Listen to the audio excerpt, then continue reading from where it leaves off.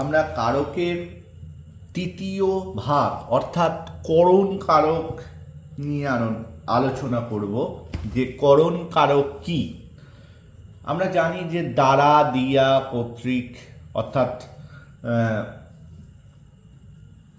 এইগুলো এইগুলো দিয়ে কোনো কিছু দিয়ে কাজটা করলে মানে ক্রিয়া সম্পন্ন করলে আমরা করণ কারক বলি, এটা আমরা জানি।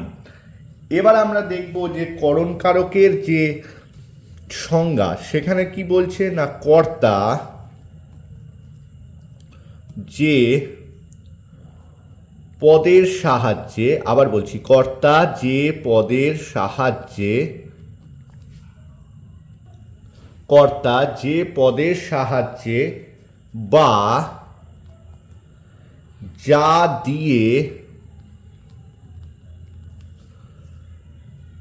ক্রিয়া সম্পন্ন করে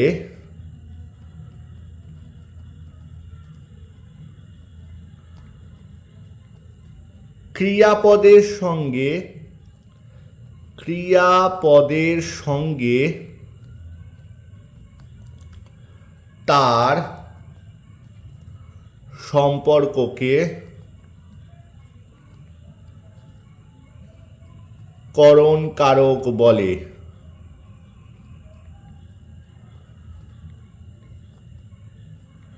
তাহলে কর্তা যে পদের সাহায্যে বা যা দিয়ে ক্রিয়া সম্পন্ন করে ক্রিয়াপদের সঙ্গে তার যে সম্পর্ক তাকে আমরা করণ কারক বলবো।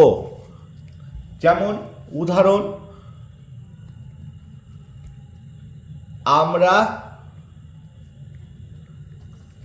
কানে শুনি, আমরা কানে শুনি। আমি যদি বলি এখানে কাজ কি করছি, শোনা, অর্থাৎ ক্রিয়া এখানে শোনা। কার দ্বারা শুনছি, সরি এটা কানে হবে, আমরা কানে শুনি। তাহলে কার দ্বারা শুনছি না, কানের দ্বারা শুনছি। তাহলে যা দিয়ে কাজটা সম্পন্ন করলাম সেটাই হচ্ছে করণ কারক। ঠিক আছে, এবার আমরা করণ কারকের ভাগগুলো দেখব।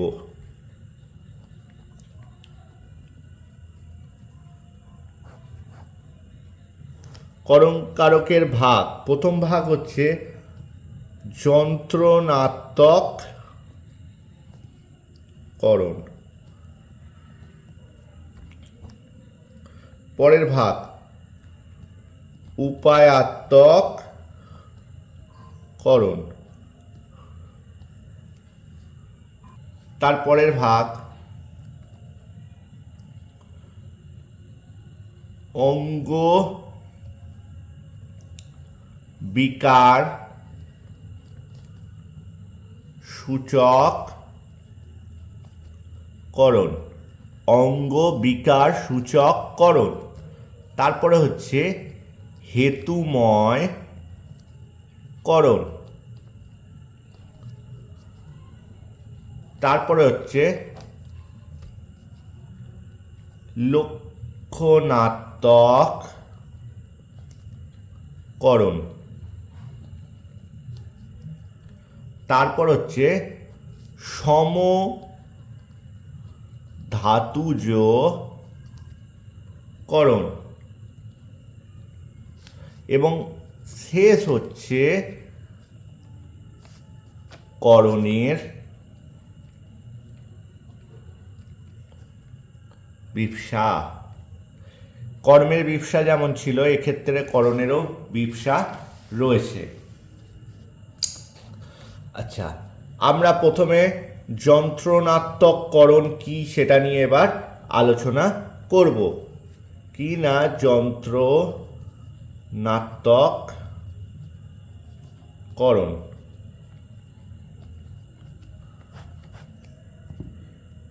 সংজ্ঞা কি? আচ্ছা, প্রথমে উদাহরণটা লিখে নিই, তাহলে সংজ্ঞাটা লেখা সুবিধা হবে। ছুরিতে হাত কেটে গেল। আচ্ছা, কিসের দ্বারা হাত কাটলো না ছুরির দ্বারা। তাহলে এক্ষেত্রে আমরা কি পাচ্ছি, মানে কেটে গেল হচ্ছে ক্রিয়া, কেটে গেল হচ্ছে ক্রিয়া, কিসের দ্বারা কাটলো না ছুরির দ্বারা। তাহলে এক্ষেত্রে ছুরি হচ্ছে আমাদের যন্ত্রণাত্মক কারণ যেহেতু এটা একটা যন্ত্র বোঝায় তাই হয়ে যাচ্ছে যন্ত্রণা। এরকম আরেকটা উদাহরণ হচ্ছে আমরা কোদালে মাটি কাটি, কার দ্বারা কাটি, কোদালের দ্বারা। তাহলে সংজ্ঞা কি হবে না ইন্দ্রিয়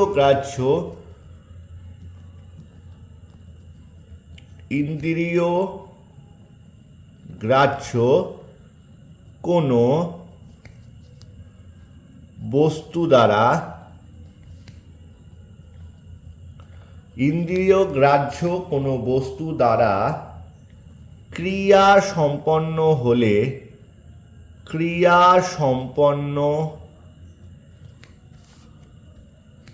হলে তাকে যন্ত্রণাত্মককরণ বলে, তাকে যন্ত্রণাত্মককরণ বলে। তাহলে ইন্দ্রিয় গ্রাহ্য দ্বারা আমার চোখের সামনে যেটা আমরা দেখছি যন্ত্র দ্বারা ছুরিতে হাতটা আমার কেটে গেল, ঠিক আছে, তাহলে কার দ্বারা হাতটা কাটলো না ছুরির দ্বারা, কোনো বস্তুর দ্বারা। তাহলে কোনো বস্তুর দ্বারা ক্রিয়া সম্পন্ন হলে তাকে যন্ত্রণাত্মককরণ বলে। তাহলে আমরা প্রথম যেটা যন্ত্রণাত্মককরণ সেটা কমপ্লিট। তারপর হচ্ছে উপায়াত্মককরণ। তারা আমরা লিখব এখানে উপায়াত্মককরণ।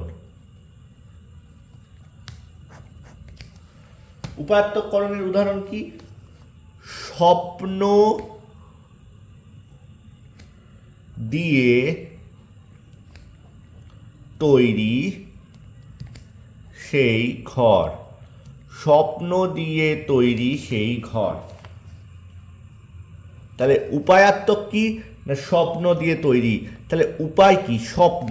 তাহলে ক্রিয়া সাধনের উপায়টি যখন ইন্দ্রিয়গ্রাহ্য হয় না, দেখো এটা আমরা দেখতে পাচ্ছি ইন্দ্রিয়গ্রাহ্য, ছুরিতে আমার হাত কেটে যাচ্ছে, কিন্তু এক্ষেত্রে কি আমরা দেখতে পাচ্ছি না। স্বপ্ন দেখি, কিন্তু সেই স্বপ্ন দেখে সকালবেলা উঠে সেই স্বপ্ন কি বাস্তবে হয় না, সত্যি হয় না, ঠিক আছে। আমরা স্বপ্ন দিয়ে যে ঘর বানাই সেটা কেউ বানাতে পারে, সেটা কারো স্বপ্ন পূরণ নাও হতে পারে, ঠিক আছে। তাহলে এক্ষেত্রে স্বপ্নের দ্বারা তৈরি, কারণ যে ঘরটা আমি বানিয়েছি সেটা স্বপ্ন দিয়ে বানিয়েছি, সেটা বাস্তবে আমি দেখতে পাচ্ছি না, অতএব সেটা আমার কাছে উপায়াত্মককরণ। তাহলে আমার এখানে উদাহরণে কি লিখব, সংজ্ঞায় কি লিখব না ক্রিয়া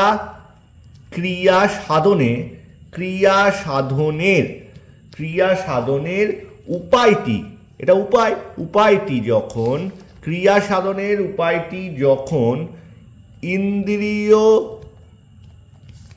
গ্রাহ্য, ক্রিয়া সাধনের উপায়টি যখন ইন্দ্রিয় গ্রাহ্য হয় না, তখন তাকে উপায়াত্মককরণ বলে। তাহলে আমাদের উপায়াত্মককরণ কমপ্লিট হলো। এবার হচ্ছে অঙ্গ বিকার সূচক করণ। এবার আমরা দেখব অঙ্গ বিকার সূচক করণ। উদাহরণ লিখি, মেয়েটি পায়ে খোঁড়া।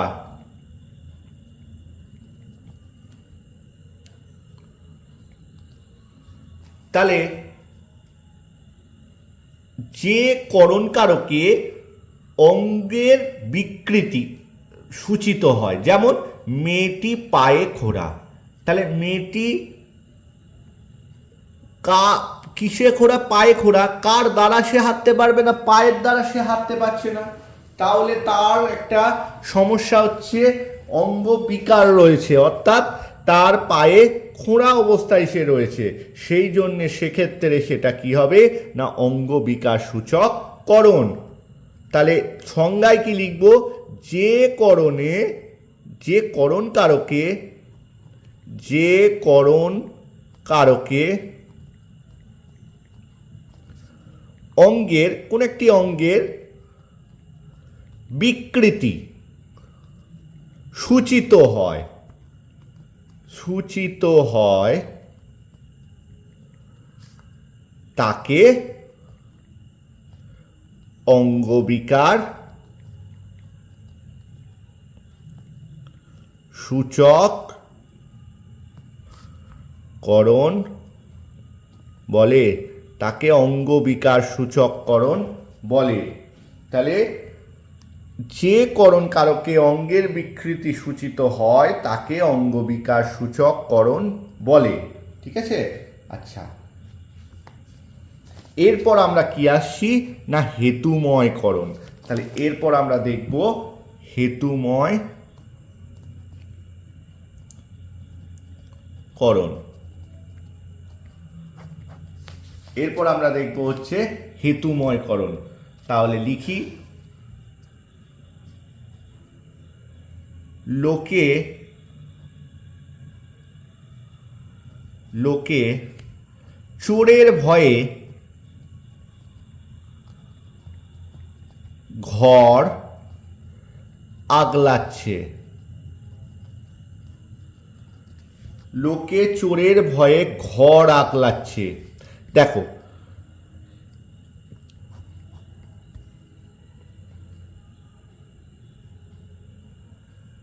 লোকে, ঠিক আছে,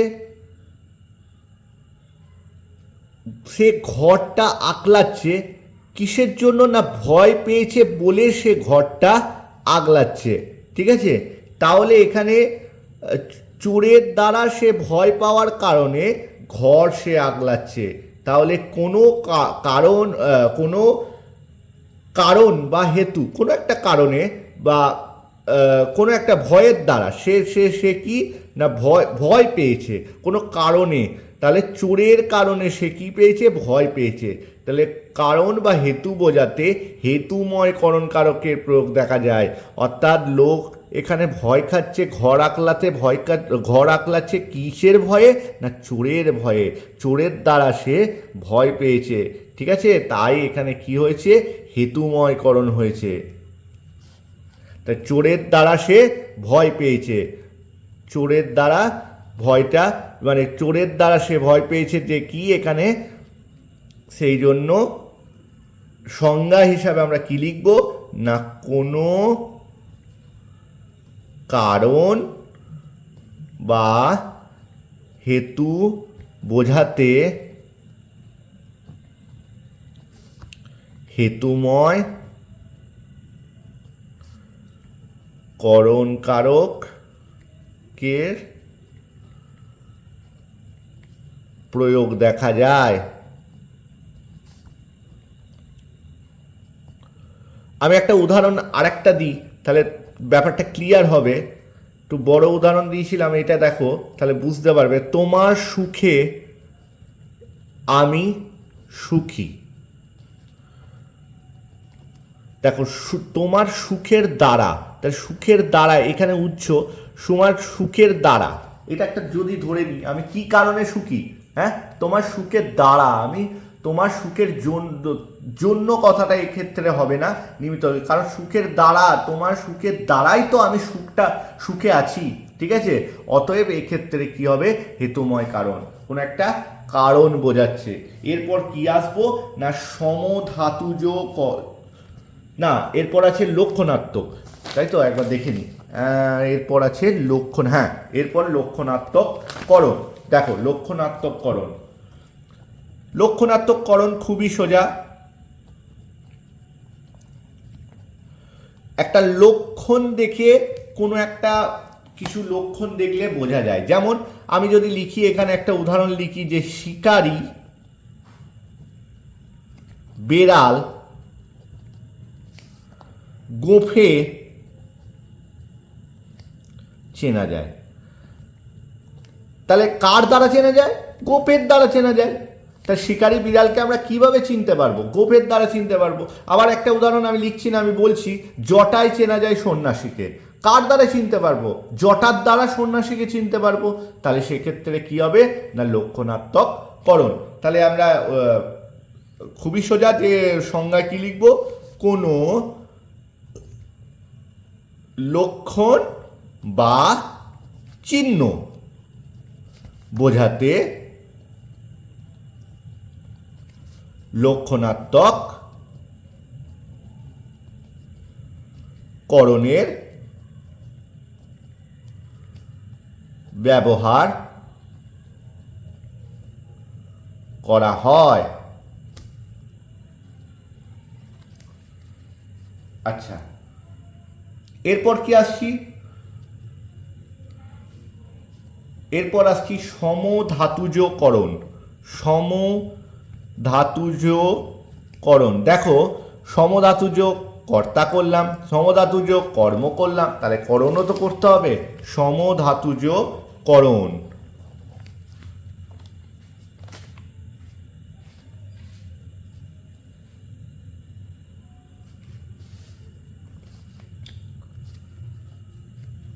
উদাহরণ লিখি, কি ব্যথায় ব্যথিত সে আজ। কি ব্যথায় ব্যথিত সে আজ। তাহলে এক্ষেত্রে দেখো ব্যথায় আর ব্যথিত ভালো করে বুঝবে। ব্যথায় ব্যথিত, কিসের দ্বারা ব্যথিত? ব্যথার দ্বারা ব্যথিত। তাহলে ক্রিয়া কোনটা? ব্যথিত। ঠিক আছে, ব্যাধ ধাতু, অর্থাৎ কি কিসের কারণে সে? ব্যথার দ্বারা সে ব্যথিত। অতএব এক্ষেত্রে কি সংজ্ঞায় কি লিখব না লিখব ক্রিয়া এবং, যেহেতু এটা করণ কারক, অতএব করণ, ক্রিয়া এবং করণ একই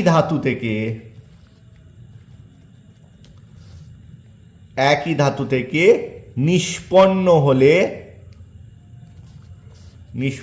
হলে তাকে সমধাতুজকরণ কারক বলে। তাই আরেকবার বলে দিই, এটা সমধাতুজকরণ কি না, একটা উদাহরণ লিখলাম, কি ব্যথায় ব্যথিত সে আজ। অতএব এখানে ব্যথিত হচ্ছে ক্রিয়া, ঠিক আছে। তাহলে এই ব্যথিত ক্রিয়া যখন আমি কি দেখব, যা কিসের দ্বারা সে ব্যথিত, অর্থাৎ ব্যথার দ্বারা ব্যথিত। অর্থাৎ এক্ষেত্রে এখানেও ব্যাধ, এখানেও ব্যাধ, অর্থাৎ দুটোই কি না ব্যাধ ধাতু।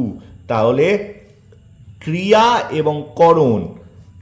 এবং করণ যদি একই ধাতু থেকে নিষ্পন্ন হয় তাকে সমধাতুজকরণ বলে।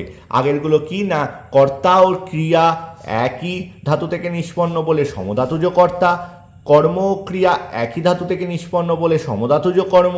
এক্ষেত্রে কি পেলাম? করণ ও ক্রিয়া একই ধাতু থেকে নিষ্পন্ন বলে এক্ষেত্রে কি সমধাতুজ করণ। এবার আমরা লাস্ট এবং শেষ একটা ভাগ, সেটা হচ্ছে করণের বিবসা। করণের বিবসা সম্পর্কে একটু আলোচনা করব। আমরা আলোচনা করছি করণের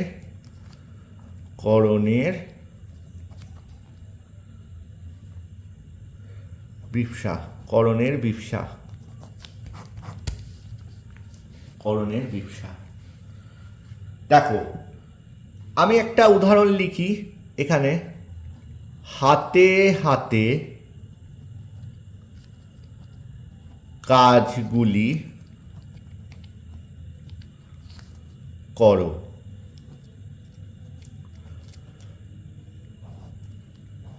ক্রিয়া কোনটা? কাজগুলি ক্রিয়া।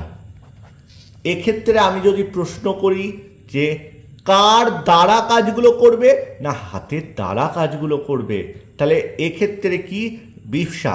অতএব দুটো একই পাশাপাশি বসেছে, দেখো এক্ষেত্রে দুটো পাশাপাশি বসেছে না, একই শব্দ, এই হাতও একটা শব্দ, এটাও একটা শব্দ, এই দুটো শব্দ একই পাশাপাশি, কিন্তু এক্ষেত্রে কি লিখছি দ্বারা দিয়ে না, হাতের দ্বারা কাজটা সম্পূর্ণ করবে। ঠিক আছে, তাহলে সংজ্ঞায় কি লিখব? সংজ্ঞায় লিখব না একই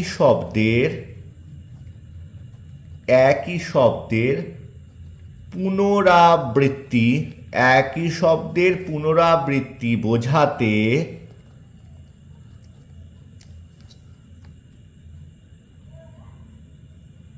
ব্যবহৃত হয় করণের বিপসা। তাহলে একই শব্দের